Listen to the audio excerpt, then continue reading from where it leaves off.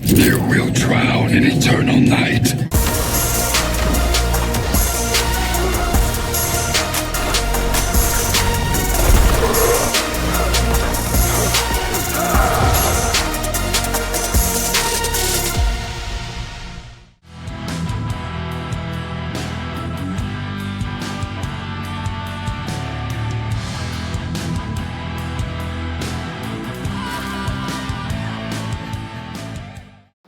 Hi guys, welcome back to the channel and to episode 9 of Kombat Talks Blood.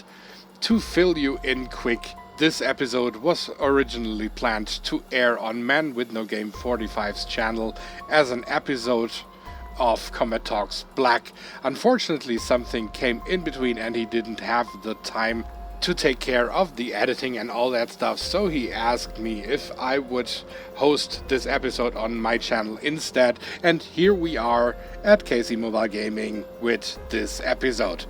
Today with us we have, of course, ManWithNoGame45, and we also have Mand and GTG to complete our little foursome here. And just one more additional information, this recording took place during the time when the game was in maintenance, so now that the maintenance is long over, there might be a few passages in this podcast that are now clear to us, but they weren't at the time as we recorded it, so see it just like as a little jump back in time. And ManWithNoGame45 will pretty much lead the conversation, so 45, just take it away. You know, what we're here to talk about essentially is what is wrong with the game right now, and I'm really glad in a way that we had such an extended maintenance. It's almost like divine intervention. It really feels like karma. Yeah, it does. But at least we got a chance before they get the servers back up. You know, because maybe we can convince some people not to spend money in the game or as much money as they might otherwise spend, given the direction that things are going in. But there you definitely got a task. I mean, just look at yesterday, I did that podcast with Dragon Wolf, and right after that I went straight to editing and blasting that thing out within 2 hours. I think we're going to have time. I think this maintenance is going to be for longer than we expect, but either way, I think it will go through the weekend. I'm inclined to think that. Maybe by noon. We'll see. We'll find out. I think that it will be okay today, guys, but probably I'm just foolishly positive on the matter. But I kind of feel that they will release it today, but I might be wrong, of course. They've certainly got the financial incentive, man. I mean, for in the US, it's now early in the morning, right? 8 or 9 o'clock. Yes, so I guess they are already at work again. Well, every hour that goes by, they're losing how much money, so that yeah, exactly. They're focusing on it. That's why I said, like, it's karma. It's like now they really lose money big time. Just like the passive on the mobile manager card.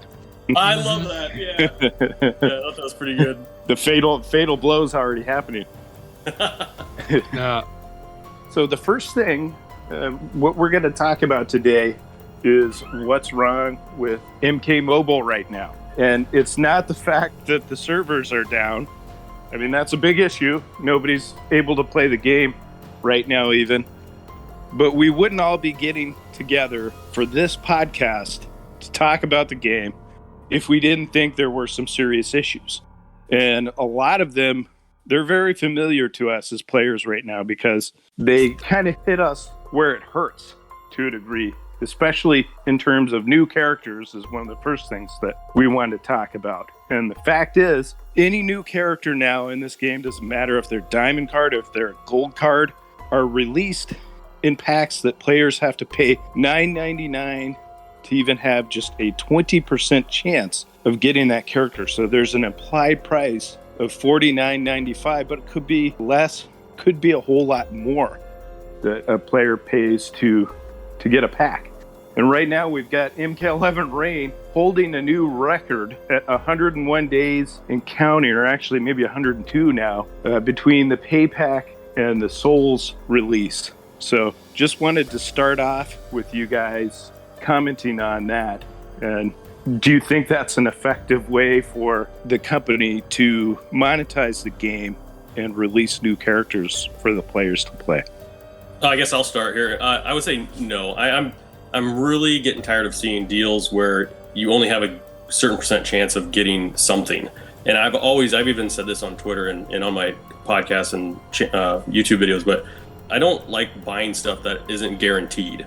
It doesn't make sense in my head to do something like that. I will say it's had an effect on Rain for me. I have not seen him other than in towers and maybe a handful of times in like survivor mode or faction wars. He's just like non-existent in the game, even in playing other players. Maybe that's different for you guys, but I just have not seen him at all. Yeah, I agree. I mean, he's basically not in there because you have to get him out of pay packs only. He's a pay pack exclusive, we can call it. Mand or KC, anything to add on that? Well, I think from my perspective, I haven't really seen Rain either that much, maybe twice in Faction Wars. And I'm literally playing thousands of matches, as you guys know. I'm just constantly grinding Noob Saibot. But that also might be because players who have Rain paid for him, and they probably also paid for tower equipment, so they have way higher fused tower gears than I have. And that might be the reason why I'm not getting matched up with him. Mand, any thoughts on seeing MK11 Rain or I don't playing really MK11 care about Rain as a character, so it's indifferent to me. What I don't like is that I'm perfectly fine. I'm happy if the game is making more money. That's pretty cool because I think that they're going to invest this into getting better and making more money and giving a better content. But actually, this isn't the case for me. I don't think that the content they're giving us now is better than the content they was giving us 2 years ago. I don't think this is the case, and the total lack of free-to-play new stuff is disturbing in my opinion.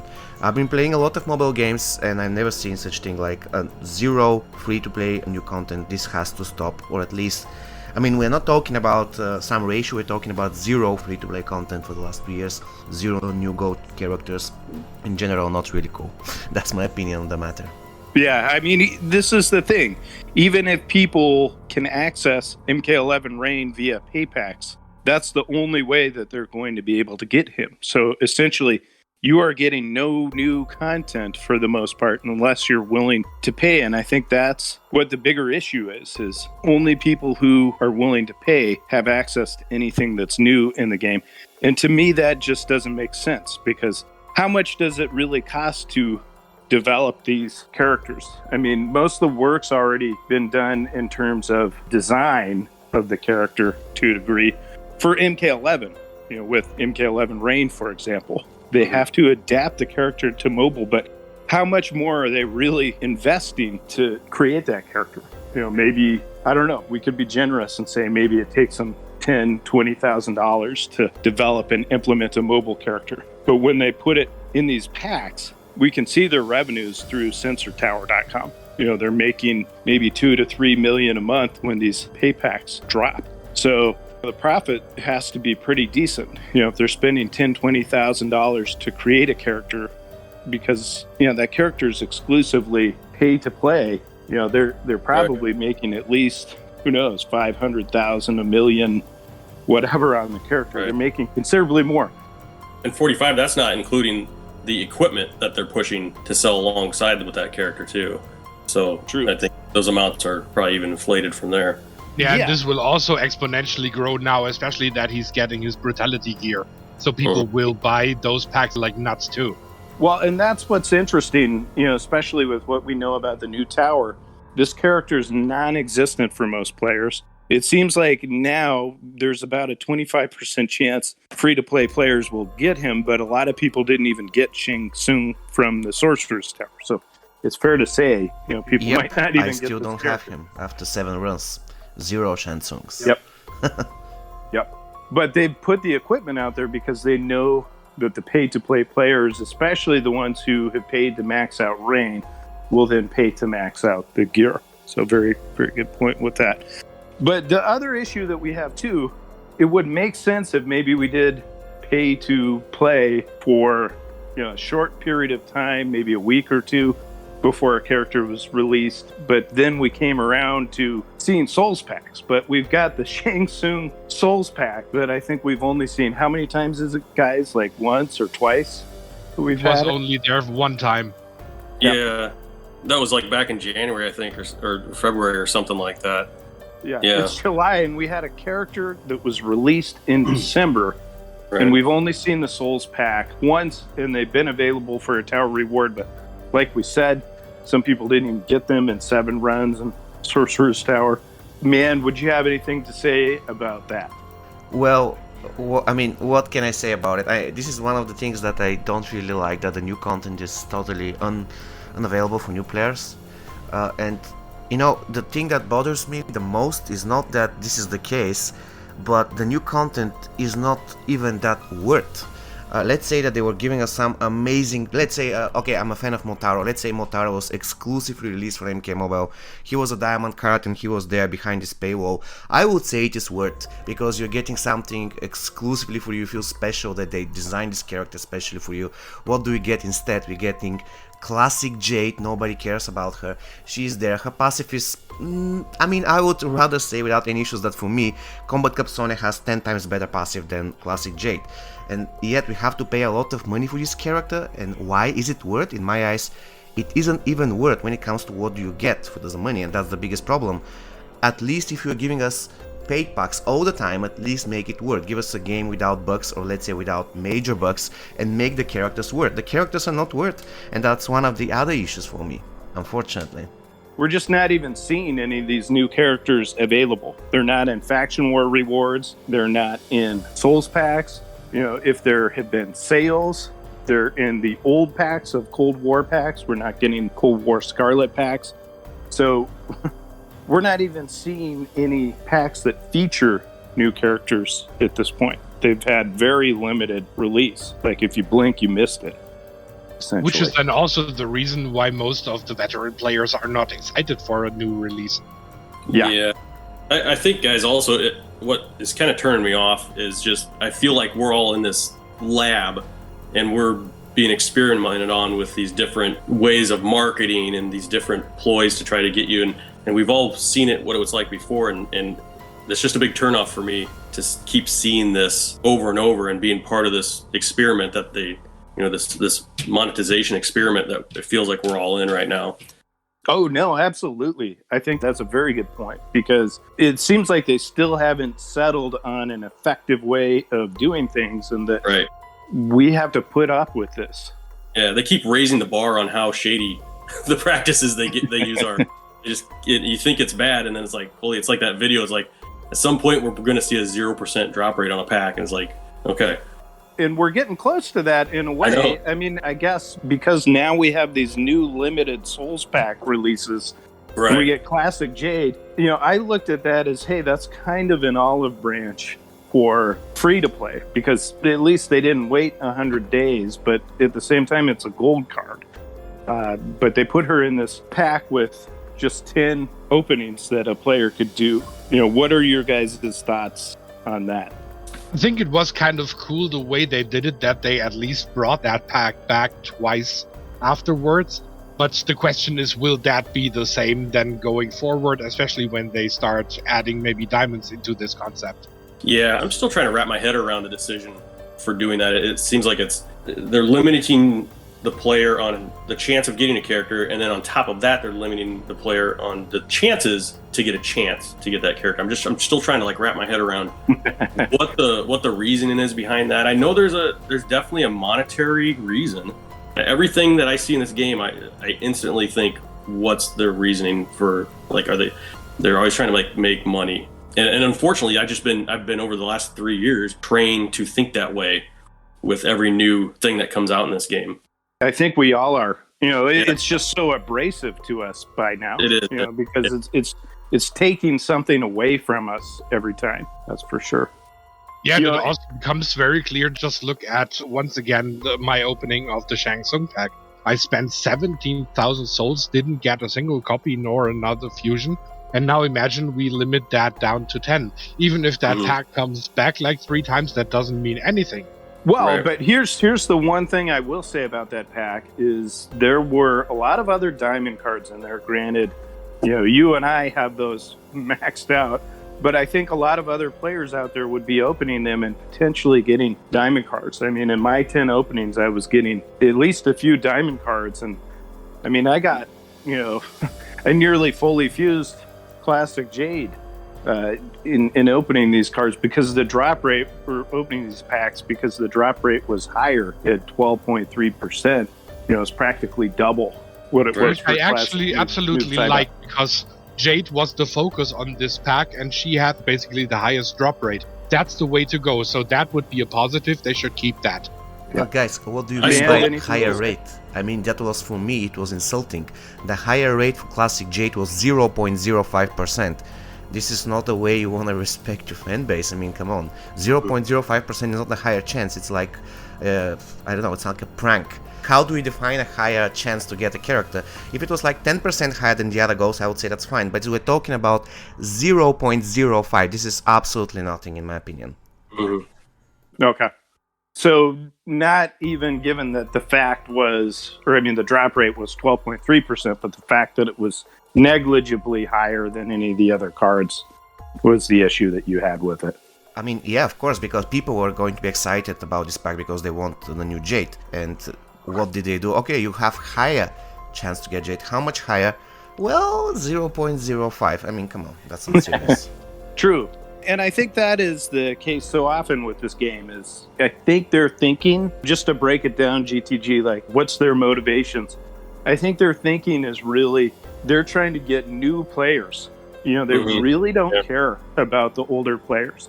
And new players open these packs and they get a few diamonds, and they're pretty happy with that because they got in to get Classic Jade. Maybe they heard she was the new thing, but they don't have a well-established collection. So they're looking to build, and MK Mobile gets their hooks in because they got Ravenous Melina, they got Day of the Dead Katana, and they're pretty excited about the new cards that they got in just this 10-pack opening. And beyond that, they're setting a target monetarily, because I think this pack is actually built for somebody that doesn't have the souls already. In fact, it's trying to screw over the people who do have the souls, because it's like, hey, you got a few 100,000 souls, guess what? There's a limit of just 10 packs. Sorry. You're going to have to wait. I mean, is it coming to where seniority in this game is almost a hindrance to a veteran player, whereas if you were brand new, you wouldn't know any better? Like, those tactics aren't... Yeah, I think that's a big part of it, is because they look at us having the collections that we have as less potential for monetization. To add on to the new player thought, the last tower, I had a ton of gold characters drop, and I was actually really impressed. So I think if you were a new player and you were able to climb somewhat far in that tower, you probably got quite a few golds out of that. So I've always said it's the job of the team to make it enjoyable for both a beginner player and a veteran player is got to be one of the hardest jobs there, in my opinion, because it's such a wide spectrum of what your expectations, I guess.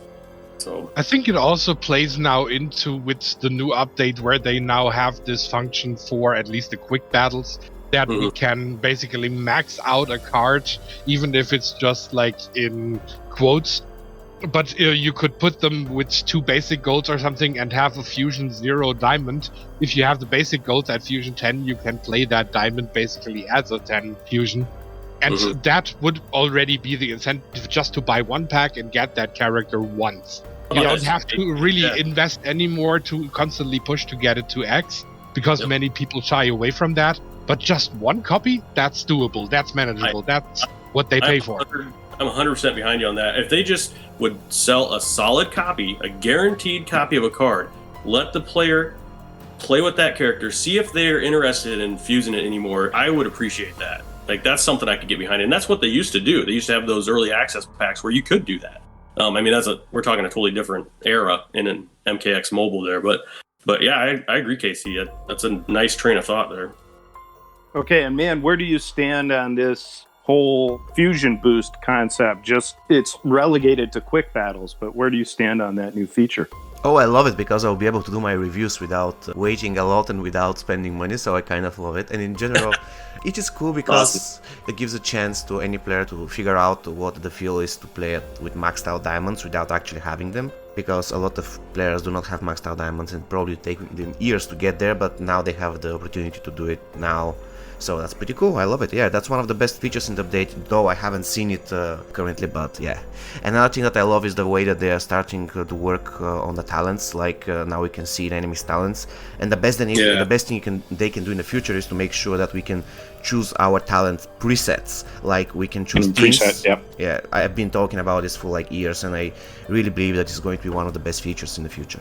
I get the impression that it's something that they're probably working on based on the fact that we can look into talent trees now. I think that's a great step forward, but to make sure that we address this, the fusion boost, I think we all agree that it's a great feature. But I did want to talk about the monetization side of it, because I talked with a few players the other day. Lefteris was one of them, and he was saying, what the hell are they thinking? They're kind of throwing away their opportunity to monetize here in a way. But I think it's exactly the opposite, because if you think about it from the perspective of the newer players, all of a sudden there's this huge incentive to have more of your collection be at Fusion X, because your third card follows the fusion of your first two. So the more that you have at X, the more opportunities you have to play zero fusion cards with these other cards in your collection.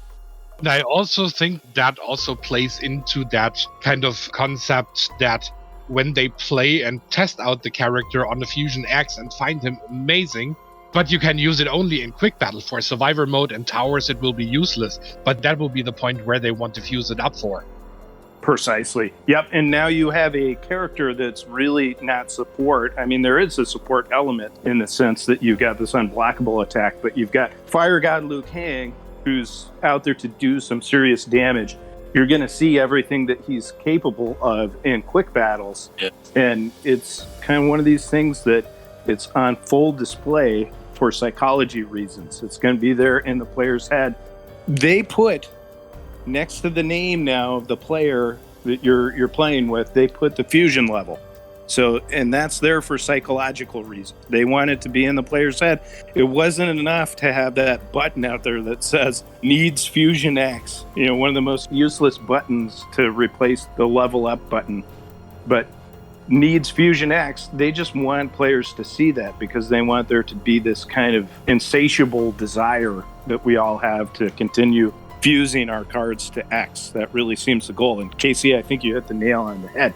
Especially for veteran players, we're going to be a lot more tempted when we play this card at X and see what it's capable of to put some money in, is what they're hoping for, to fuse it up to X, rather than waiting who knows how long it's going to be now for Souls packs to come out.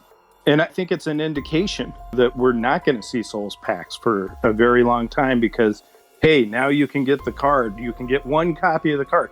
I think they're even going to do away with potentially some of the nice things that they've done in the past. Like with Cold War Scarlet, we had a chance to get that card from a guaranteed paid pack. And I think it was pretty reasonable, like $10 or... I don't think they're going to do that anymore going forward.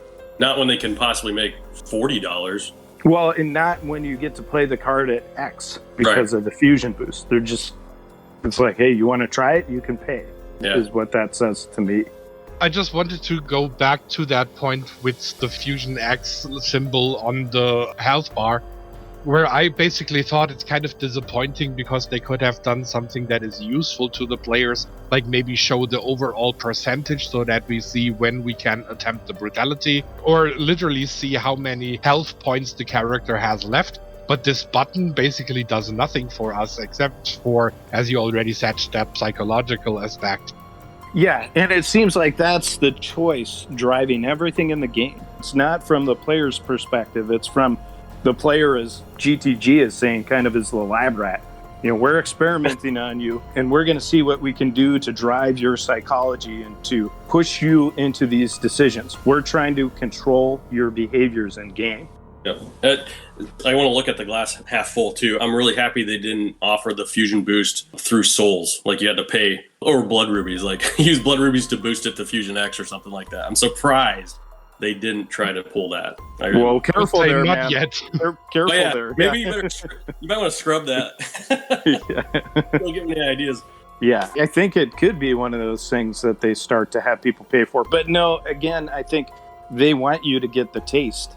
You know, so that you're going to pay. That's the point. You know, because quick battles are basically useless in terms of not exactly, because when I was reaching Legend, I would grind those to get there. Yeah. So, yeah. You mentioned you KC, it's all you play. For me, that was just a huge present, because that means now for my favorite mode and the one mode that I stick to, I will basically be able to play my MK11 Noob Cybot at FX, even though he's Fusion 3 for so long. I think it's now 10, 12 seasons in a row just sellbacks. And now I can finally team him up with a solid MK11 team and have my fun. I don't care about Survivor mode anyway, except for those 7 million points, just in hopes to get another Fusion on Noob. But I'm not even bothering anymore with that much, because there is only one card that I could get from Faction Wars, and the chance to get a sellback is so much higher. I don't want to waste my time in Survivor mode just to get a Kraken Reptile. Yeah, I think that's the thing. And I think we can all agree, because of that, it's sort of a stroke of brilliance on the part of the development team to come up with that, because it does satisfy, all the free-to-play players out there. It does satisfy especially what they're after, people who will open packs just to get one copy, and it'll entice more people into the pay packs than they probably got previously. That's for sure. Well, moving on, let's talk about challenges, because it's been close to 650 days since a new character was even available via challenge in MK Mobile. The last one that we got was Cabal on October 3rd of 2019. Yeah, I think what challenges? yeah, they're non-existent. And I think at this point, we've got to ask, are there ever going to be any new challenges made, or is this essentially a dead game mode for veteran players? I had a very initial thought to that.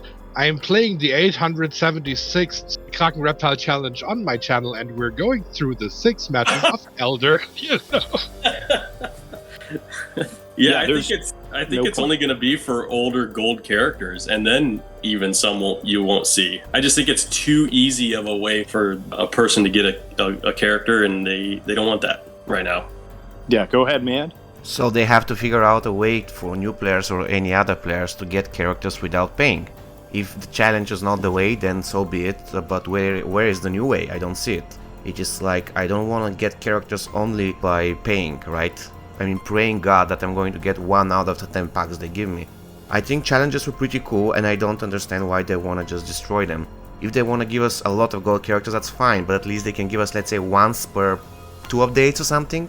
Is it a lot to ask? No, it isn't, but for some reason they don't do it, and I don't understand why. And a lot of people are asking for this. It's not just me, a lot of people.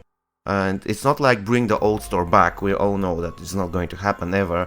But at least the challenges, they're pretty cool, and after update 2.0 they worked on them. They gave us the Elder difficulty, and this wasn't existing before. So I don't understand what's stopping them from releasing a character. They can still put him for money in the beginning. Let's say a Classic Jade, they give us, let's say, 2 weeks or 3 weeks for money, and then they release the challenge. What's the problem with that? I don't understand. Yeah, they could have done the same thing now with this Classic Rain. Now we get a Classic Rain Diamond, and we don't even had a chance to get MK11 Diamond Rain yet. Yeah, that's true. But before we get into that, I think you brought up a really good point there, man, where they don't even give us a chance to get 1 copy of a card. And here's the thing. If the new content, they just drip the new content in. They're hardly kicking out any new characters. So they really drip it in there. I think so far we've only had, if we want to count Fire God Liu Kang and Classic Rain, we're already about, by the time they add another update, we're already going to be about 3/4 of the way through the year. And in that time, we'll have had MK11 Rain, Classic Jade, Fire God Liu Kang, Classic Rain, 4 characters. We're getting 1 new character every other month if you want to be generous. So to me, I think that's part of the reason they're making it so inaccessible, is because they do so little to put in those characters, essentially. If they would increase the amount of content that they were creating, maybe they wouldn't have to withhold characters as much as they do, right? Yeah. I think a lot of it also has to do with the bigger picture. As we go back to player behavior, they want to have people opening that app and staring at that game with as much time as possible. And those challenges are a good way to kind of fulfill that part of the requirements that they're looking for, I think. But sure. But I think at this point, the perspective really seems to be, hey, we've got a ton of content here. let's just work on the content that we've got and bring in new players, because that's all fresh content to them, and they have to max those collections out, and we'll keep rolling with that. And Oh yeah. yeah, the old players, they'll just deal with it because they like this game so much, and when a new card comes out, they're going to want to have the souls to get that card with. But along those lines, I mean, that's the thing. Even as newer players, we've got some of these challenges that are just missing in action, like Gunslinger Aaron Black. And I think that's one of the things that we got to address. Why do we not see Gunslinger Aaron Black at all? And we've got Treacherous Tanya, who's been repeated so many times as a challenge. Do you guys think there's any method to the madness that we're seeing there? I think it's because his SP2 is so OP. No, I don't know. I don't know. I think that could be it. Yeah, I think you're looking in terms of a trick card that you can use in towers to beat matches, and they don't want people to have it. And they have a counter to Treacherous Tanya. I think that's part of the reason why she's featured so often. It's like, hey, great, we'll give you this card that works great in towers, except on bosses, because they have indestructible equipment. I think one thing we also should think about is the mechanic that Gunslinger Aaron Black uses. We basically only had 2 cards using this kind of type, and that was Gunslinger Aaron Black and Classic Ermac. They took Classic Ermac out of the challenge rotation very early on to put him into the Faction War store, and then at the same time also just left Gunslinger Aaron Black behind. Granted, they brought that boss fight wheel back in the tower once we faced him as a boss. But aside from that, we don't see that mechanic anymore, and it was such a cool one because it was different from the regular stuff that we use. Yeah, you're talking about the spinning wheel of death. Yeah, exactly. The roulette wheel. Which technically, I think I discussed this with Mick, was one of the earliest fatalities introduced in actual play mode, because if you hit that skull, it would explode your character, which was wild when it happened. But yeah, that might have something to do with it, Casey, why we don't see him anymore because of that mechanic. Yeah, and I think Occam's razor, sometimes, you're looking at just the simplest explanation. And it seems like they really don't develop much content at all. I think they just try to figure out ways to work with what they have. And, granted, we don't know what it's like on the development side. It could just be, it certainly seems like it's a mess based on all the bugs that we see. So, maybe that's part of the reason for it. I think my thoughts are you have a team of really skilled people that really want to do awesome things, and then they are throttled by corporations. That's in the big picture. I think that's probably what's going on. But do you honestly think that Gunslinger in Black wasn't repeated because they were fearing that he's too OP or something, that he's special? I don't think so. I think that something happens and nobody knows why. And let me give you an example.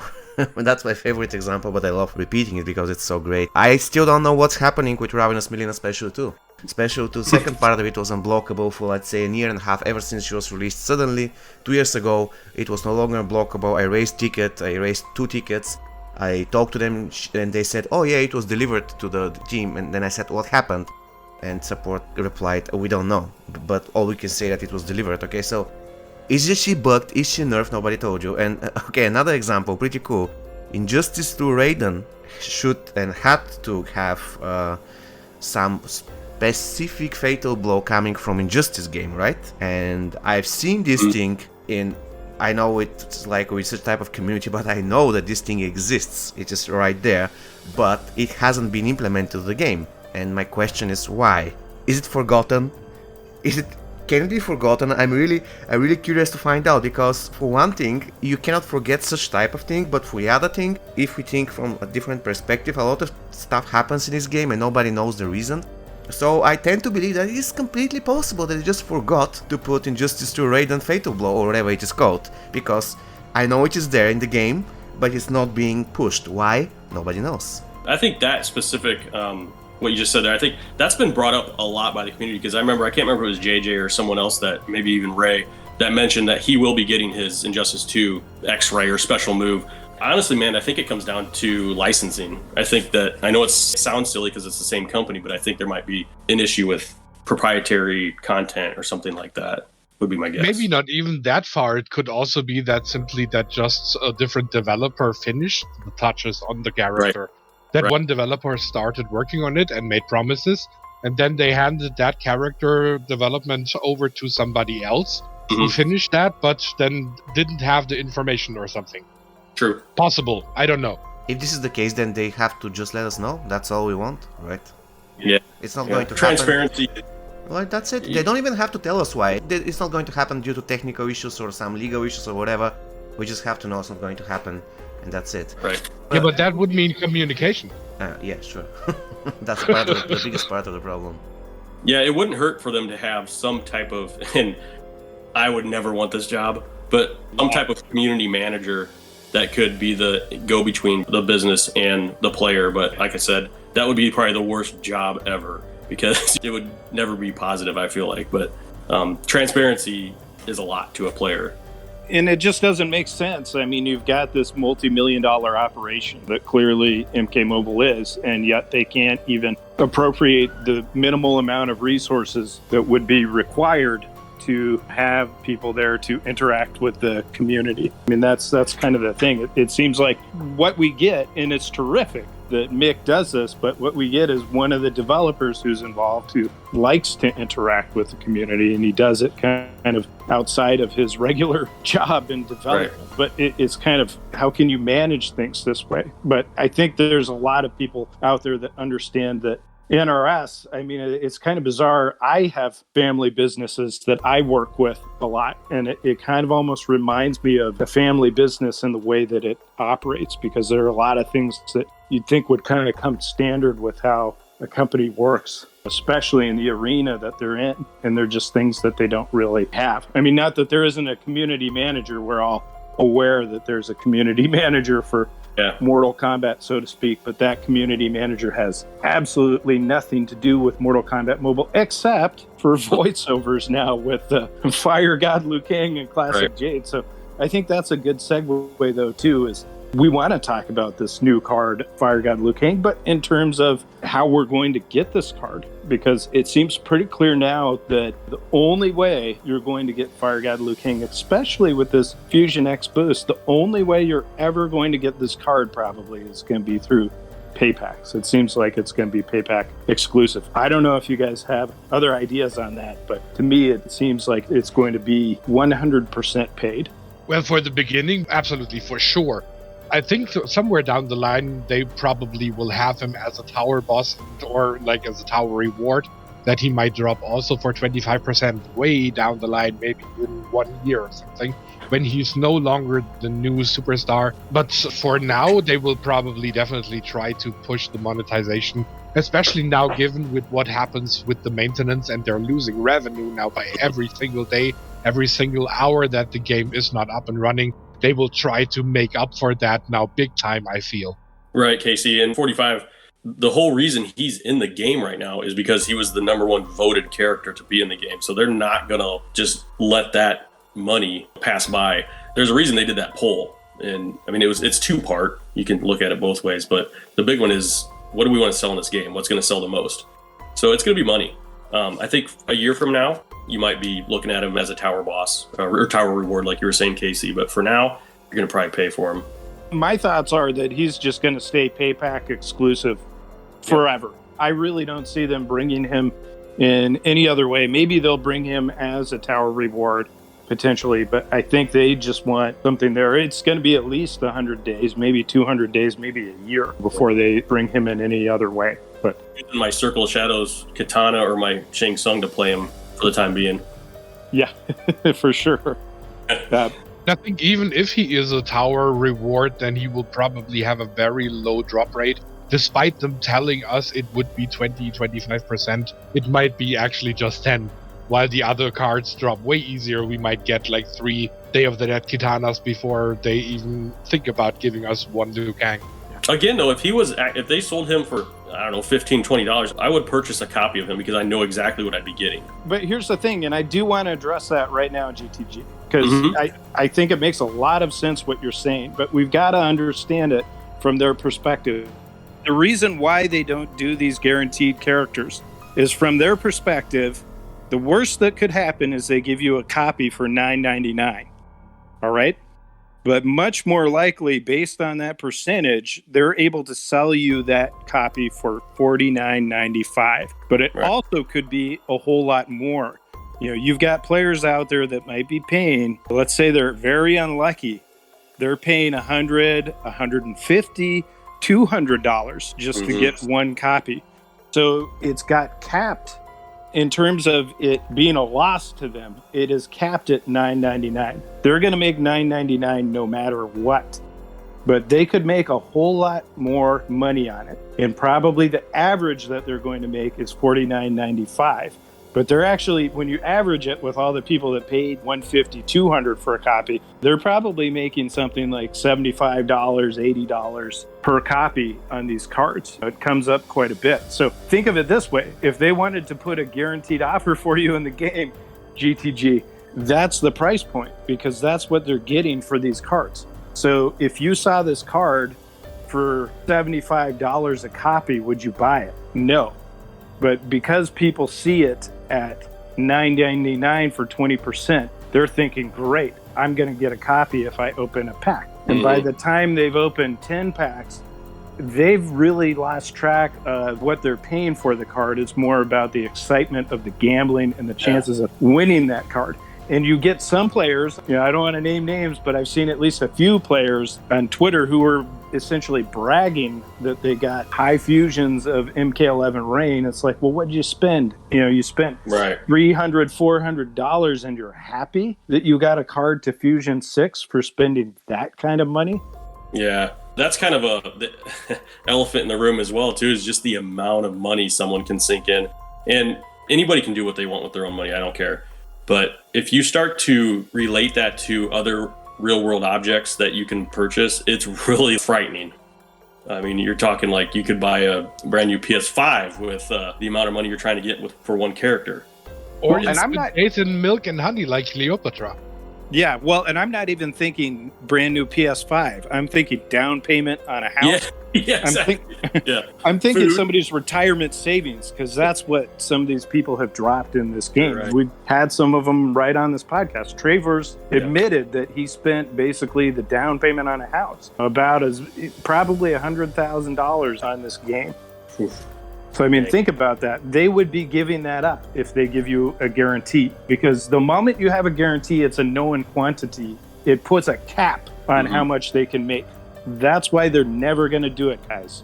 It puts a cap on what they can make. Versus the gambling, it's uncapped. They'll just go and go and go.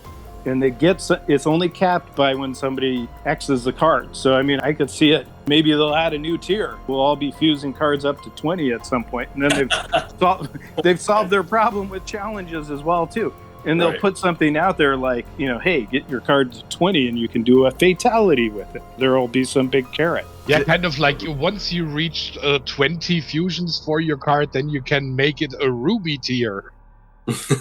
Yep.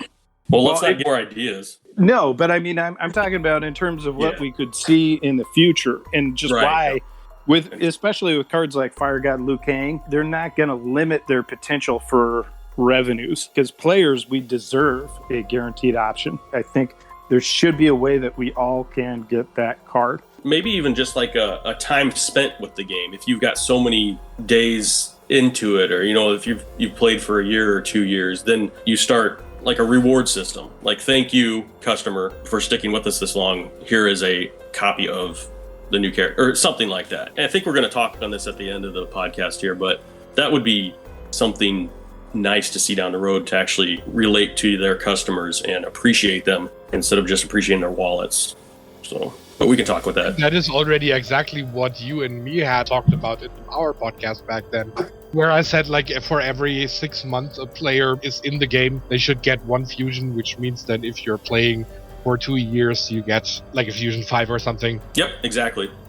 I think they could do something like that as kind of an exclusive card, where maybe it would cost a fortune to get it otherwise, but if you've been part of the game for a long time, you've got the opportunity to get it. I mean, that would certainly be a way to say thank you to the people who've kept this game going for so many years. Right. But one thing I do want to talk about, we've got these new tactics with regard to holidays and sales. In the past, this was always a time as players that we would look forward to the opportunity to get cards at discounted rate, or even if there were pay packs, there was going to be some special deal where we got one of these cards that's been really hard to get as a guaranteed card. And that was kind of the present to us. Even though we had to pay for it, it was something reasonable like $9.99. We weren't going to have to pay $49.95 to get a copy. But there have been a lot of things happening lately. I think the first thing that really was the shot across the bow that we all took note of was the 2020 holiday season being all pay packs with not a single discounted Souls pack. Anything you guys want to say about that? I think in general they went worse and worse with holidays. Just look back then as they had that first big Halloween thingy where they gave us like extra taunts for Sub-Zero and Johnny Cage. Already the next year that was gone. We had amazing Black Friday sales. A year later, then the percentage was lower. And it just continues on. Nothing good for Christmas, nothing good for New Year's Eve. Disappointing offers for Black Friday. Basically nothing for 4th of July. It's just getting worse and worse, and they give the player base less and less. Yeah, unfortunately, like you're saying, Casey, there was no thought put into anything of the matter for sales, especially this for over the 4th. And don't forget that they did actually monetize the War Banner. Do you remember that? Oh, in the Scorpion Brutality pack? Yeah. So that toasty thing. Yeah. So that was. I obviously didn't buy into that, but their tactics know no boundaries. So that's I think they're doing everything lately when it comes to not giving us discounted packs for big holidays like the 4th of July. It's because they don't want the average player to have a steady feeling that on this date they're going to get discounts, so he's going to save souls for this date. No, on this date there might be a discount, but this might not be the case. So probably he has to spend his souls on the packs even though they're not discounted, because there is no guarantee that on this date there will be a discount. And another thing, by the way, I don't know how many of you remember, but I still want them to give us such type of pack, even once a year, but it will be really cool. There was a pack released around Halloween during the Tower of Horror, the first time when it came out.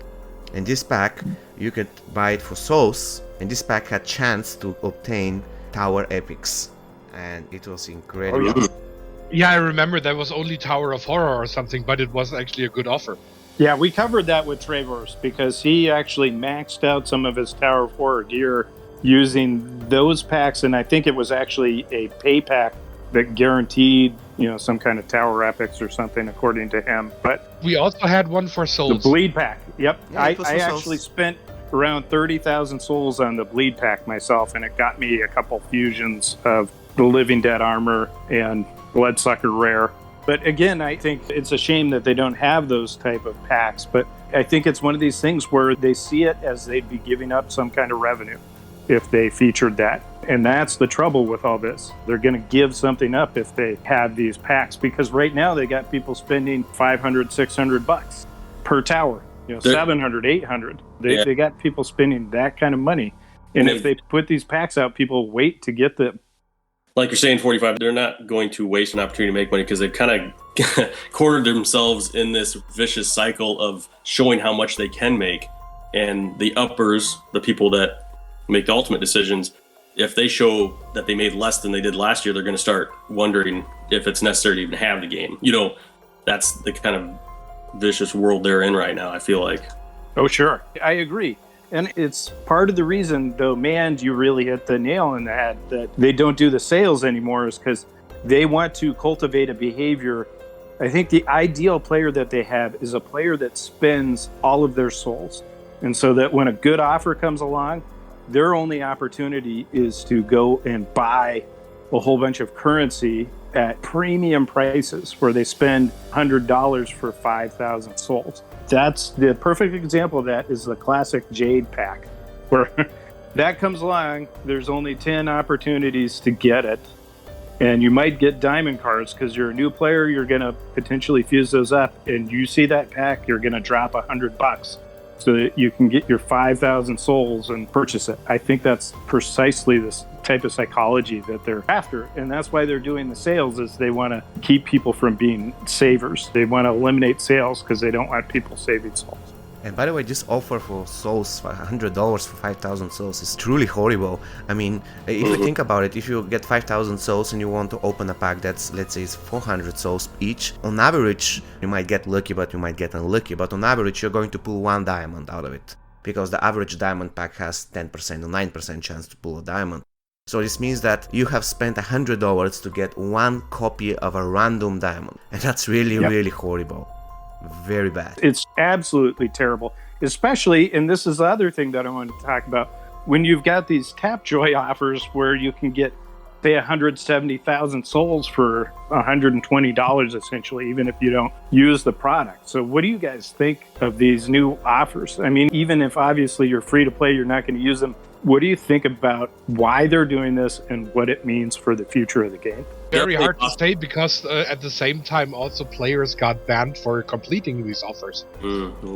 So it's really hard to see like a real strategy or pattern behind that, because if you took that offer, then you didn't benefit from that either, at least in some cases.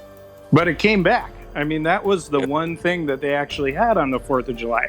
They did no sales whatsoever, but at the same time, they even upped the ante on these offers, because previously it was only 140,000 souls and went up to 170,000 souls. The only question that I then have is, then where do these bans come from? Was that maybe a bot that automatically triggered? And as I heard, a few people who got banned got their account back after they contacted the support team. But there must be something that was triggered as people completed that offer to then get banned then as a reward, so to say. I mean, it's probably a parameter that a bot looks for, I'm sure. And it was probably not thought of when they created the Tapjoy offer that, whoa, what if a player does this? Our bot might find that and ban them. But going back 45, I think they're messing with the value of that currency right now. It seems like it. And obviously they're getting money every time somebody taps on one of those. They're getting some type of kickback. And maybe that has gotten upped, and that's why they're pushing it more. Or they're trying to maybe devalue the Souls currency because they're either planning on bringing something else in, or just because they're messing with the drop rates, so they know that if a player has more Souls, it's not really going to affect the end game for profits. Or they're limiting new pack sales and the availability of new cards. I mean, it's like, yeah, you got all these Souls, great. Good luck spending them, unless you don't have all the new cards back. So this is a theory I wanted to put out, and this is my thinking on this. I think that they're trying to make it like they have a tier of cards already that are your gold challenge card. That basically, once you get them, sorry, you're not going to get anything else out of challenge mode except souls. And you're going to need those souls because there's a whole set of diamonds that we created 3-4 years ago that you're going to want to max. But hey, once you get those diamonds maxed, that's it. You got the other prerequisite. And then from there, you're trying to get these elite cards that aren't even going to be available in Souls packs for the most part. You know, they're going to be only available via pay packs, only available via towers. And we're going to do our best to throw up a paywall for you, like a match 160, you know, to try and make it so you can't beat it, or limit the number of times you can beat it. And further, now that we've limited the number of times that you can beat it, we're going to make it even harder because you only have a 25% chance. So if you only get through once or twice, your odds of getting this newer card have diminished considerably. Right. I also really feel that the Souls are going through a real inflation process at the moment, because even just look at now that the servers are down for maintenance for like 2 days. And yesterday they tweeted out that our compensation will be 1,000 souls and a few free packs, whatever that means, you know. We don't know what kind of packs we will be getting. But if you think about it, I just did the math today in preparation for this podcast. So now you got to really put that in your head. I'm making 33 souls every single hour. If I do that 15 times a day, I'm at 495 souls. If I go to sleep, I set up 8-hour quests and earn another 100 souls, which makes 595. Then we have, let's say, around 20 souls from dailies, which makes 615. Then we have another 25 from ads per day, makes 640. Then we have challenges, Shao Kahn Tower, faction war rewards, faction season rewards. And don't all forget that renown coming rewards. together. And they are offering us 1,000 souls and a few packs, which for most veterans will likely be sellbacks. Yeah, and like Man said, don't forget the renown reward. So Yeah. you're getting a bump of 40 to 50 47. souls, essentially. Absolutely. But it really shows that souls are worth nothing anymore. I have a very, it's a real life experience with that. This thing happened like 3 months ago, 4 months ago, I don't remember. There was some kind of a problem with the server. It went in this loading screen, and it was about, I don't know, 9 p.m. here in Bulgaria, and I will usually do the tower before I go to sleep around 10 p.m. And basically what happened is the server went irresponsible at around 9 p.m. or something, and I waited 2 hours, it's about until 11 p.m. and I went to sleep. I mean, what can I do? I'm not like 20 anymore and I have a child and stuff. I cannot wait for the server to come back. So basically I lost somehow like 200, 300 souls and worth of refreshes and overnight 8 hours quests. And also I run 15 runs of the tower. I lost it. So in the morning I received a compensation of 50 souls, which was like a joke, right? And I contacted support, basically telling them that for the time the server was down, it was like 4 or 5 hours, it was up at about 2 a.m. my time. You can imagine I cannot stay up, wait for it, 2 a.m. So I said to them, this is not enough. I mean, what are you talking about? How come you can give me 50 souls while for the pure time the server was down, one can farm, let's say, 200 souls, 150 souls. This is not even a compensation. In my eyes, if you want to keep the customer happy, you have to give him what he has lost, and you have to give him a little bit extra so that you can keep him happy, because nobody is happy if the server goes down, right? But it seems to me that they refuse to understand that. It's really horrible customer service, not only because they're giving you less, but the thing that bothers me the most. And even when I contacted support, I told them I've been playing the game for that many years, I'm spending money, I'm a loyal player, and this thing and this, I don't think that this is fair. And they said, no, we cannot give you more. Of course, they use their phrases, you know, copy-paste templates and stuff like this. But the thing that bothers me the most in this is that it costs them literally nothing to give compensation. It costs them nothing to give me, let's say, 200 souls, 250 souls. And we are talking about this time, even 1,000 souls is nothing in this game. This is $2. So this is absolutely nothing. Even 5,000 souls is nothing, because in 5,000 souls, if you're lucky, you can pull 3 diamonds, random diamonds. Currently we have more diamonds than goats. Definitely more than gold challenges. I'm not quite sure whether the diamonds are more than the total amount of the goats, but yeah, you can tell that we have so many diamonds, and giving us 50 souls is a joke. It's... I don't know. I rest my case here. Man, you make a good point. I think that, if anything, that just shows the giant disconnect between the company and the player. And I think that's why it's important to have these talks. So hopefully somebody will listen to it that has influence over that. But it's important for us to talk about it and get that message out there that that isn't fair. That's not even close to being fair. And I should also say, like, I love this game. It might sound like I'm coming down on it hard in this podcast, but I love the game. And I think that's why we're all here. It's because we do love the game. And we're seeing these things that we don't like. And that's why we're trying to just hash it out and talk about it, because that's really the best way to come about a solution, is to talk about something like this and hopefully get it to the right ears that could make a change. But yeah, definitely a big disconnect between the actual company and the player, for sure. And the way to bridge that gap, you know, like we talked about earlier, would be to have community manager that's involved in the community, or even more than that, somebody who actually plays this game and has the experience that players have, some kind of player ambassador or something like that, that's explaining what the issues are. And I cannot fathom it for how little it would cost them. They could provide only in-game incentives essentially to players to become a player ambassador, and only offer it to a very select group of people. Just give them early access to some of these characters, or give them a break on these pay packs, not collect your $50 from this one guy, and you could turn him into a massive resource to your team. But I just think they're very short-sighted because of the amount of commitment on their side, and maybe it's the resources that they have, but for the amount of money that they're taking in, this ought to be a problem that they can address, a problem that they can solve in terms of getting the player's experience figured out. And they have a massive financial incentive to do this. It's called attrition, because people don't like the game, they're gonna leave.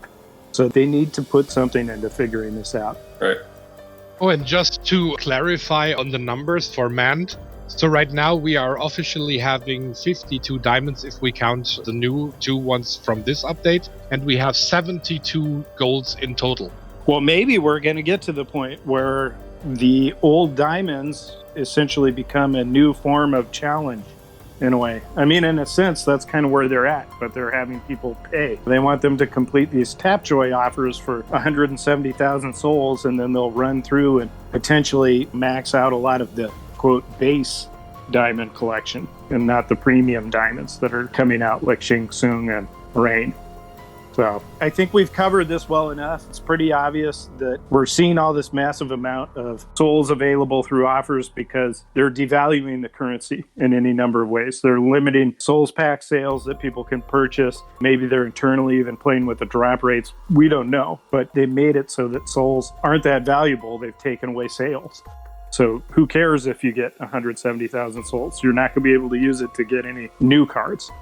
Okay, and now let's talk about towers, and more towers, because it seems like that's the only new game mode that we've got, where it's not actually that new because it's recycling a lot of the things that we always see in game, but at least we're getting new gear there. But again, it's only mostly if you pay. And what we saw with the Sorcerer's Tower was the rewards at the top were mostly guaranteed sellbacks. You have this 25% chance to get MK11 Shang Tsung. And then you got classic reptile as a tower reward, which I think was just the finger in the face to a lot of players because we spent so much time doing the classic reptile events, maxing this character out. And as soon as he was maxed, like Casey said in our last podcast, then he became available in packs. And now it's kind of a further insult to have him as a tower reward. How do you guys feel about these new tower rewards? Guaranteed sellbacks. Yeah. It's a simple term, it's guaranteed sellbacks for most of the characters, especially for veteran players. We only have a small chance to get one of the new cards, whereas like in the big rotation, we are most likely just to get a few souls back in return, plus a few coins, which we probably don't even use anymore. Yeah, I was saying I have kind of a love-hate relationship with these towers. I love it for the fact that you're getting to see just some of the creativity from the team as to the ideas that they're coming up with and the different themes for the towers. I really enjoy that. New content anytime is fun. But then I don't like it because you're seeing this repetitive, the 160, the battle, where they put the brakes on the player to try to get them to buy more equipment. It's just kind of a weird balance for me. As far as rewards, yeah, the whole reptile thing I wasn't very happy about. I actually only got one Shang out of the Sorcerer's Tower. So that was kind of a drag for me, but yeah, I think they need to rethink their rewards as far as when a player reaches the very top. Should be a little better, because more than likely by then they've either spent some money on equipment or they're good enough to get to the top. I think in terms of themes, it doesn't really take them any effort. It kind of reminds me of those lampshades where you just turn it a little to change the color. Depending on how much you turn it, the color of the room will change. And for them, it probably just takes one click from purple to blue, from blue to yellow, from yellow to red. It's like an Instagram. That's all they do. They add that logo on the top of the tower, and then there you go, new tower.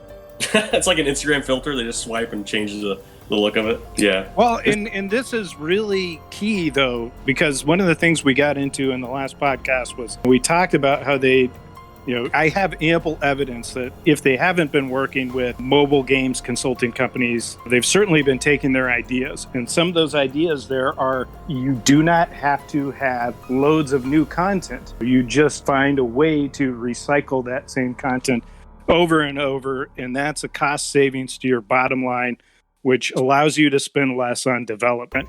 And I think one thing that we should say now, so we can be very clear to them, is it's a little too obvious to your players right now how little you spend on development. You have to put more into development. We're very sick of the amount of new content that's actually in the game and how little you do to actually add something new. And when you do, you make us really pay a great deal for it, or you make it impossible to get. There has to be new content added to the game, more new content. Mm-hmm. I think it would already help if they just would add a little bit of a little story to each tower. Kind of like in quest mode, every time when you maybe reach 10 matches further or something, that there is like a little storyline, 2-3 sentences or something while going through the tower. Why are you fighting these bosses right now? Just let the apprentice make something up, for crying out loud.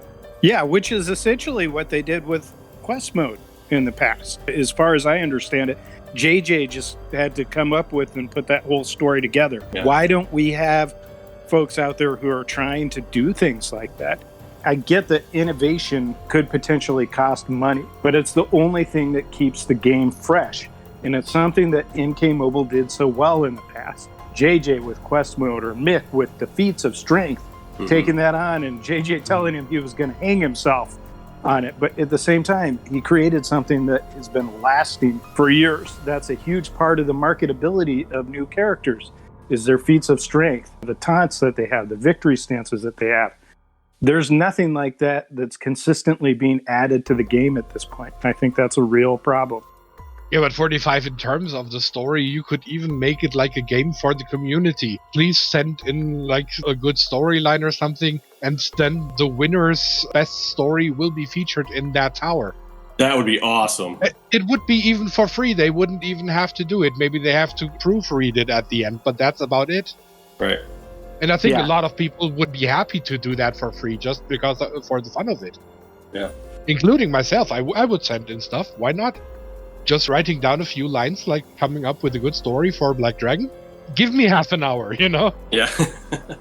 Yeah, there's so much more that could be done there that really isn't. But I also want to talk about something else, towers specifically. So we started to cover it a little bit with the Match 160, but one of the issues that we have now, especially with the Sorcerer's Tower, and I haven't even seen what the gear actually does for this new Edenia Tower, but I think we're going to have gear once again that's probably designed for bosses and the AI in survivor mode and not the players. And essentially what they're doing is they're handing players a spork and being like, yeah, go ahead into this knife fight because you've got damage over time based gear against bosses that are immune to damage over time. And they're doing massive amounts of damage to you, but good luck with the gear that you've got. Even if you got lucky enough to get gears through random drops, thank goodness they've increased that. But let's say you actually spent the money to buy a pack and you've got this gear that's essentially worthless to a degree against these bosses. What do you guys think about that? It's there. What do you say about that? You know what I mean? Like, it's so in your face that it's pretty disgusting, honestly. Yeah, man, what are your thoughts? Well, I was about to tell that, at least from my perspective, the more people that have such type of equipment maxed out, I honestly don't care about towers, in the sense that the only thing that I find exciting about towers is to be able to beat difficult battles with gold teams without equipment. If I find a strategy, it really makes me happy, even though sometimes can be quite stressful. But yeah, there is nothing for me to grind there. I mean, yeah, I basically do it for a chance to get some epic, but to be honest, like, currently I have so many epics, a lot of them maxed out, and I don't really think that's even worth going for other epics, because everything I have right now is almost maxed out. And the thing is, I need one more fusion of Noob Saibot, you know, to get there, to get him to fusion 10. So I don't find any incentive in towers, and the way I think that they can go around this is to give us a new game mode, or to give us a new tier of character or something like this, so new players can go there. Or let's say that the reward of towers is only new characters, which I don't see happening at all. But the best example, the previous tower, I don't think it had the best equipment, and I got 0 Shansung. Shansung was the only character that I didn't have. I did the tower 7 times, I didn't get him, and every single time you do the tower after battle 1 is so repetitive and there's monotony all over you and you don't find it exciting. That's the biggest thing, and I think this is what lacks in MK Mobile. We need a mode that is exciting and fun and stuff like this. We have survival mode, but we need something extra, in my opinion. So towers isn't that thing, because they don't put a lot of efforts in towers. You can see by the look of the tower, it's just the same, just painted in yellow or in black or whatever. And towers are just a way to make money. I don't think it's a way to make player base happy, and that's sad in my opinion. I 100% agree. And I think they've got a big missed opportunity in terms of they could be adding some kind of reward for the number of completions. Like, let's say, for example, if you completed it 5 times, you were guaranteed to get a Shang Tsung on the 5th time, you know, something like that. If there were something tied into the amount of times that you had beaten it, or if there were even some kind of scaling difficulty, I think it would make it more interesting, kind of like the challenge mode, where all the players had to beat normal mode and then once you progress through the normal, it gave you an opportunity to get into these higher tiers, and they could use some of their difficulty gating more so than just the time gating that they use on the towers to make it challenging for players, but interesting in the sense that, hey, I've beaten this. Now I've unlocked some kind of new element to it that makes it a little more interesting to repeat besides just having gear. Yeah, something like, let's say, PT Countdown. It's implemented in a lot of other games, but they can do it on Soul Towers. That was a really good idea. For example, if you do it 3 times, you get a guaranteed copy of this character. If you do it 5 times of that character, 7 times of this character, and so on and so forth. But they can also apply this to packs. Let's say in the Jade pack, I'm sure a lot of players open it 10 times, didn't get a single copy of her. They can say, okay, if you don't get it a single time for 9 attempts, on the 10th attempt, she's guaranteed, something like this. I think this is something that's missing in the game. And I had crazy bad openings of packs where I still remember once I spent 22,000 to something like this, 20,000 souls on a discounted classic pack, and I needed 1 classic Liu Kang, and I got 7 classic Raidens, all sellbacks, and 0 classic Liu Kang. So either have something like a pity timer, if I call it this way, that would be pretty cool, and this will make sure that there won't be players raging that they spent everything, they didn't get anything. Yeah, there's got to be something in there. I mean, and it wouldn't take them much, and they wouldn't be sacrificing potential profit that they're making. They would just be ensuring that they don't have player attrition. So those are some very good points. And I guess another thing along those lines, I did want to cover it for sure. GTG, you touched on it briefly.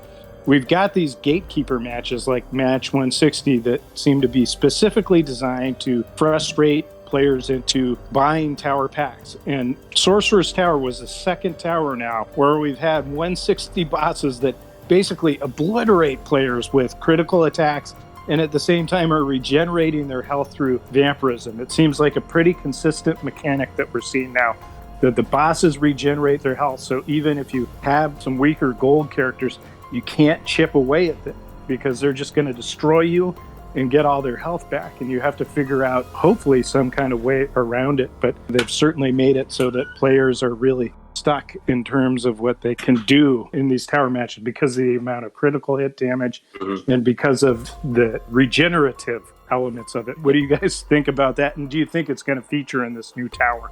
It's 100% designed. I mean, like I said in the last podcast, if you listen to the mobile game dev playbook, that episode number 10, they talk about exactly what you're seeing in these towers where you don't want the player progressing too quickly.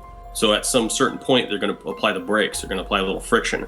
And that is to slow the player down and to point them in the direction of something that will help them. And in this case, it's going to be purchasing equipment packs. It's 100% designed. You will definitely see it in the next tower, and the tower after that, and the tower after that. And it will not only be those towers, because now we are also getting the repeats, just as we had it a few days ago with the Black Dragon Tower returning. And then just as a reminder how bad the drop rates are, you heard it probably on my podcast here with DragonWolf22, that she tried to go through the tower with her beginner account, and she had to purchase gear because otherwise she would have been stuck. So the drop rates are so atrocious. She got 0 drops of any kind of gear in that tower. And at the end, just out of desperation, people start spending money on that. Even on those age-long ago towers that basically already have that kind of ZZ top beard, you know? That was a rough go. I actually got more epics than I did rare or uncommon, which is a first. And I only got 3 because I completed it 3 times, I think, or something like that. I got 1 rare. It was absolutely ridiculous. I could not believe it. So I think that kind of points out to where they're going with these repeat events, is they want to make sure that players, basically, they don't have enough time. If they're not refreshing, there's just a chance that they're going to complete it once if they have all the gear. But even if they are refreshing, they want to make sure that as newer players, or even as repeat players especially, they don't have a chance to get much gear without paying for it. Right. So I think we've identified these issues, and it's clear that now the game has become really cumbersome for a lot of us, where the fun of it is taken away because we're playing for rewards that don't make a difference for us. The stuff is so repetitive because so much of the content is recycled. And then, hey, once you add something new to the game, great, we can't even access it or play it without paying a fortune. So Some of this stuff really needs to change. We've shared a bunch of ideas in terms of what the team could actually do to make this funner for players and things that they could implement that will just make the game better. But I think even beyond that, as players, we need to start making demands. We need to start saying, hey, if this is how you're going to do things, we're going to share it with the world. And I think as veterans of this game, it's really incumbent upon us to share to the rest of the world just what MK Mobile is. And I think we need to share it from the perspective of what it is for us now, because people are going to join the game, they're going to play it, and they're not going to realize until we've got some of these players we see on Twitter over the past year have invested maybe thousands of dollars into the game just to get to the point that we're at now. And they're not funding new content being developed, really. I mean, the money's going somewhere, but it doesn't seem to be going back into the game because, as I said, we've only got 4 new characters for basically the first 9 months is what it's going to be, because we're not going to get another update for a while. The first 9 months of 2021, 4 new characters, and only 1 so far has been accessible for souls. It looks like the other 3 are going to be pretty much pay pack exclusives. So I'm going to put it out there, and I want to see how much you guys support me on this, but I think that all of our listeners or our viewers, if we're on YouTube, I would encourage you to write 1-star reviews of Mortal Kombat Mobile on the Play and the App Store, highlighting some of these things that we're forced to deal with, like forced gambling, the new characters tactics, the lack of any holiday sales, the issues with the towers. If you feel bad putting a 1-star on it, make it a 2-star. But basically, we need to put a warning label on this game for newer players, because they're going to dive down this rabbit hole. It's going to keep them engaged for so long, but then at some point they'll have spent a lot of money and they'll reach the same point that we're at, where what's going on, it's not enough. They need to do more for what they're getting from us. It's a two-way street. They're not showing the respect to the players that the players deserve. They're not developing enough new content. They're not doing enough to keep this game going. They're just kind of burning and turning the players that they have. Where do you guys stand on that? Let's do something like a challenge. I would challenge the MK Mobile developers the same way like they ask the players what characters they want. They can ask them what is the new type of content they want. For example, if it's just me, like a player of the game, I would really love a new, fresh, even if it's just fun-only mode. It doesn't have to give you great rewards. It's just a mode purely for fun. Let's say you can get something like a war banners or something, not really that great, but I would love to see something like a 5 versus 5. It's purely for fun once again. And in terms of my suggestions, if I have to leave a suggestion for improvement of the game, I would say that an online PvP will be great, and the way that it should be designed, in my opinion, because I know it's impossible for 2 players to tap on the screen at the same time. It won't work. It should be something like an auto mode. All you have to do is pick the team, pick the gear, and then do something like 3 out of 5. The first player to win 3 battles wins, but once again the teams will be controlled all the way from the AI. I think that's going to be pretty cool. And if they do those 2 things, one thing to ask the community what is the game mode that is missing, the second thing to add it, that would be pretty great. Yeah, I think that's great, man. I think what 45 was talking about was great too, and maybe combine those 2. Leave a review, leave it a 1-star, 2-star, like 45 was saying. Point out what the flaws are, but as well, like you're saying, man, maybe point out some way to fix that too. I think it's always important to, if you see a problem, address it, but also maybe have a solution as well. So that's a possibility. And maybe the review's not the best spot for that, but maybe we can find another way of addressing that and giving ideas to fix the current problems. Another thing I would like to add to that 45 is maybe player behavior, and I've been saying this a lot in tweets lately, but player behavior is a huge driving force in the way they market their packs. They mess with player behavior, they try to tweak it and get it to work the way they want it. Try to refrain from, if you see a bad deal, like a 8% chance on getting a character for $20, don't do it. Just don't do it. That's the only way that they're going to stop making packs like that. If we continue to purchase packs like that, they will just keep putting them out. You have to stop at some point so that they know that that isn't working. And I know that's hard to do because I'm guilty of it. I mean, I've been playing this game for 6 years. I'm totally guilty of it. But it's getting to the point where I'm not doing it anymore. It's just not worth my money for a chance to get something. I don't agree with that style, and I'm going to stop doing that. I was going to say, I think in terms of actually supporting this, you hit the nail on the head that as players, we need to stop doing these deals. And it's come to the point where we've talked about it with the community online. A number of us veteran players are getting to the point where we're going to stop paying their game. Is if they don't want to develop the kind of content and they don't want to engage with the community, respect the players of the game in a way. Man, you've touched on that. It's the respect of the players ultimately that has to be there. It's a two-way street.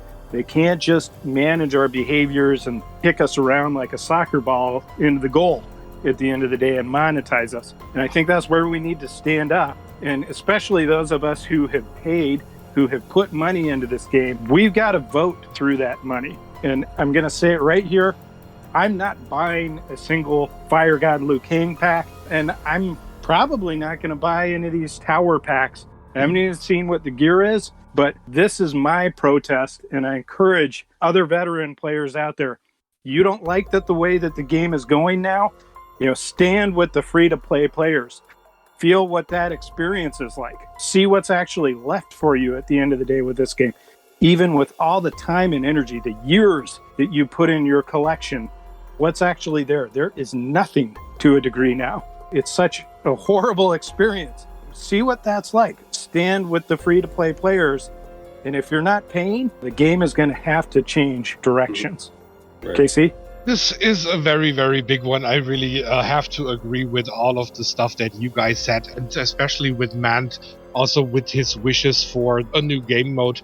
I'm totally behind that. My version of that wish would be basically like one tower where you would get all characters thrown into that mix. And no matter what kind of opponent you're facing, they would basically copy the stats of your team so that you will always have balanced matches to fight against each other. And on top of that, make that one also then giving us faction wars points and give us finally an option to what mode we want to play. Now that they added the survivor mode, we are basically forced to play this if we want to rank high in the leaderboard.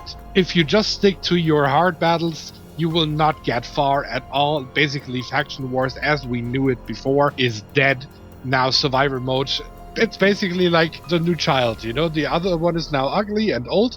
We have a new child and we pamper this and we will spoil this one to death, while that brother is sitting jealous in the corner. And that really has to stop. We need to kind of balance all these kind of game modes out so that the players simply have the option to say, today I want to play survivor modes, maybe tomorrow I want to do just regular hard battles and faction wars, and then maybe on day number 3 for the season, I want to play this new tower and just try out crazy teams and fight against basically everyone that is available in the game without constantly facing these teams that are put up by the players, and then as a result of the AI constantly facing only Circle of Shadow Liu Kang and Assassin Jade. It's getting so boring. The last survivor run I did, I faced Circle of Shadow Liu Kang in first position 8 times in a row.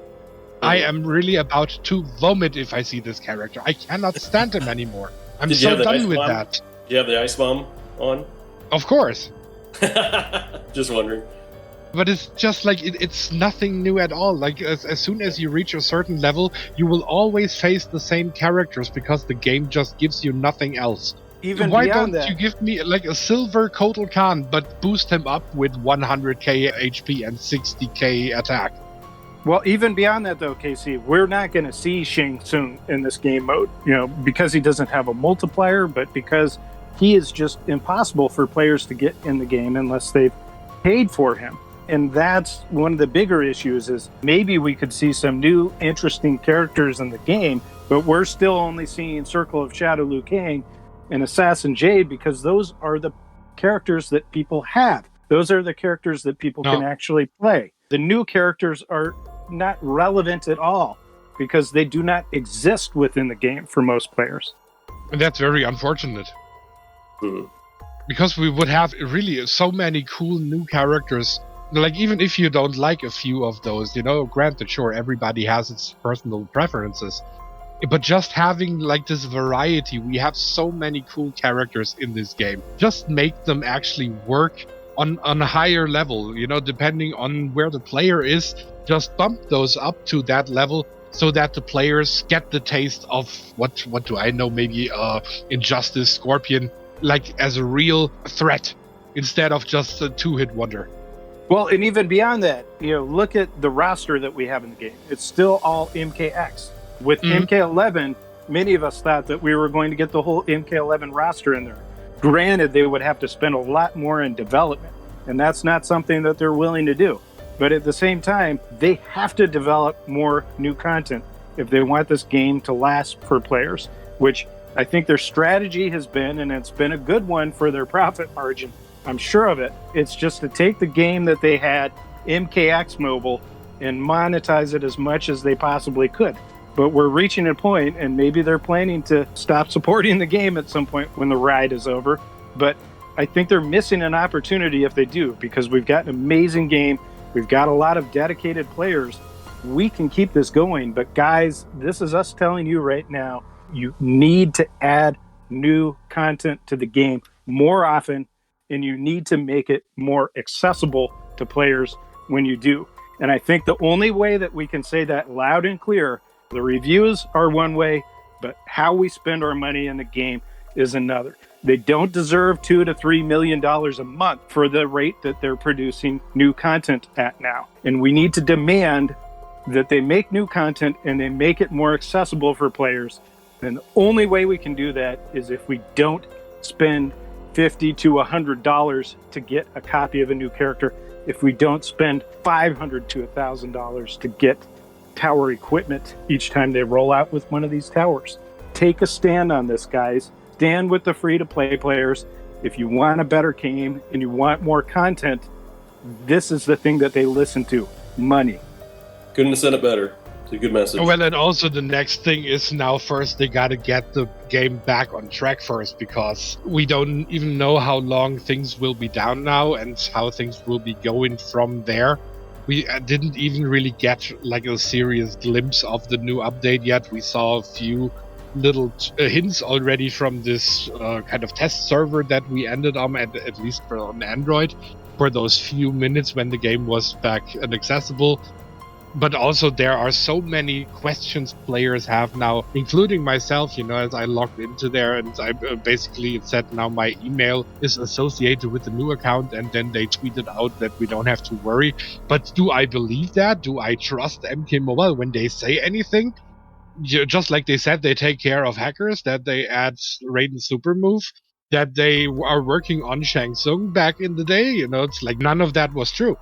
And if they say something now, do I trust it? Not a single time. I think they'll get the game back up and hopefully everything's back to the way it was. But going back to 45's message, it's important to reach out to the developers and the people above them and let them know our thoughts, and as well as new players, more importantly, our thoughts. I think a 6-year veteran, their opinion would be important for someone just looking into the game to get a clear message of what's happening in the game. So, as well as changing your behavior inside the game as well. So, but as far as the server, Casey, got my fingers crossed here.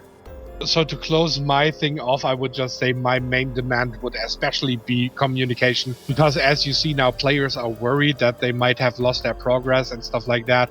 And we got nothing but one tweet, and even within that tweet, there are so many people asking questions and they don't reply to a single one. And they never do. I've never seen MK Mobile responding to any of the question a player might have.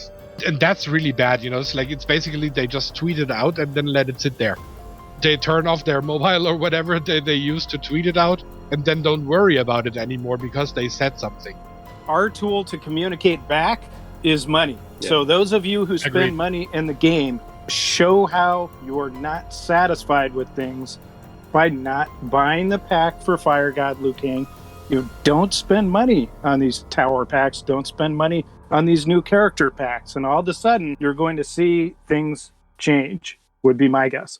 Because money is what does the talking in the game right now. And right now they have complete control over that. They're kicking us around like a soccer ball into the goal, and nobody's doing anything about it. They just keep opening up their wallet and paying these guys $2 to $3 million a month, and we're not getting what we want out of this game any longer. No, Right. I totally agree. Any thoughts on that, man? Maybe you got a kid running around, wife giving you a hard time, Yeah. heckling you. I don't think that I can add anything. I mean, I did a video about the maintenance like 2 days ago, or one day, actually yesterday, I believe it was yesterday. So basically, yeah, I already said what I wanted to say. It's the biggest thing for me is like not just the pay packs and stuff, but actually it is one of the things, but if this is the strategy, I mean, I can just disagree with it and stop buying, but the thing that is most bugging me about the game is the lack of respect to the fan base. I mean, if you're giving us only pay packs, okay, so be it. But at least make sure that the characters are great without bugs and everything works, because otherwise it's really horrible.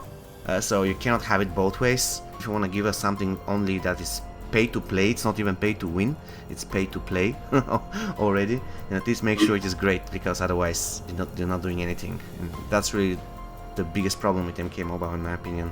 It's like they're giving us something which is not good enough and it is bugged, and that's only available for money, and that's not good. Sorry. Okay, very good. I think that's a great note to close on.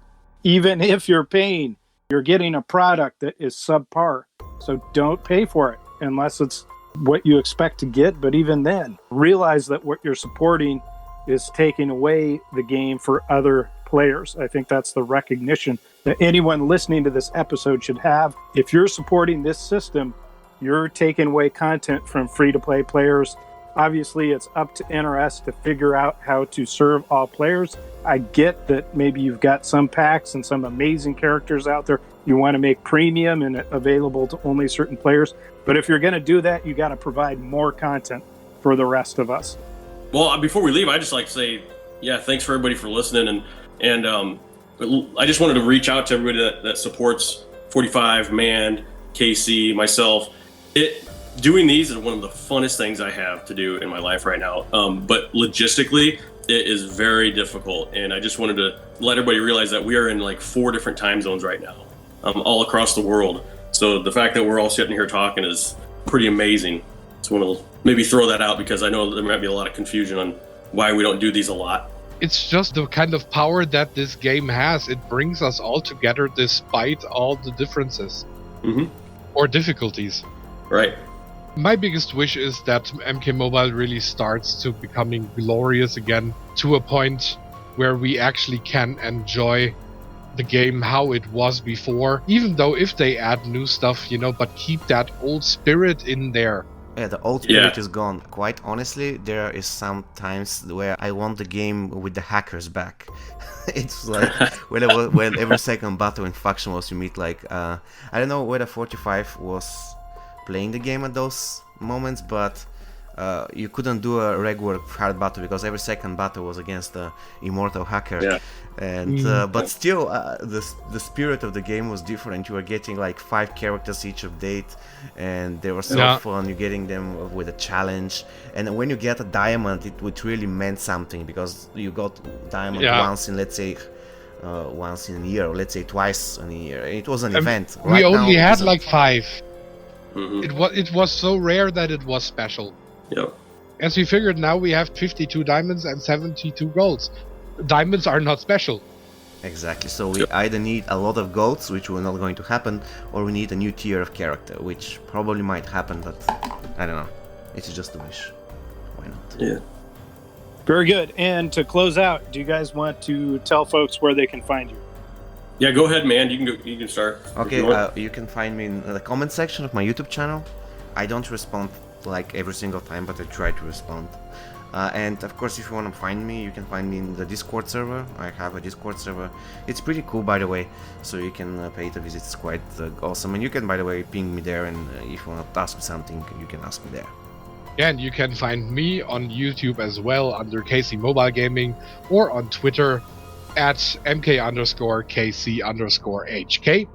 And now on to GTG.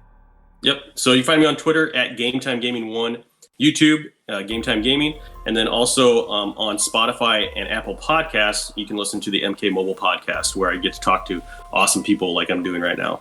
Fantastic. And it's been my pleasure having you all here, in spite of all the time zones, family, kids running around your feet, in-laws banging at your door. It's wonderful having you here to talk about one of our favorite things, MK Mobile. I hope we can have a future in this game that's worthy of us all being here. But thank you for being a part of this today. Absolutely. Thank you, 45, for putting this all together. My pleasure. All right, so that's a wrap, guys. And that was the conversation as it went down on the day of maintenance. I will leave all the links in the description below so that you can reach the Twitter accounts and the YouTube channels of all our guests here. And with that being said, thanks a lot for listening and see you on the next one. Thank you for tuning in once again. If you enjoyed this video, please like, comment and subscribe. In case you didn't like the video, hit the dislike button twice just to make sure. And if you want to support the channel a little further, please consider joining the Patreon family of KC Mobile Gaming. You can already do that with as little as just $1 a month. And also follow me on social media like Twitter and Facebook. You will find all the necessary information in the description below of every video. If you want to see more content, then why don't you just click on one of those two videos here. Thank you for your support. Have a good one. Casey over and out for today.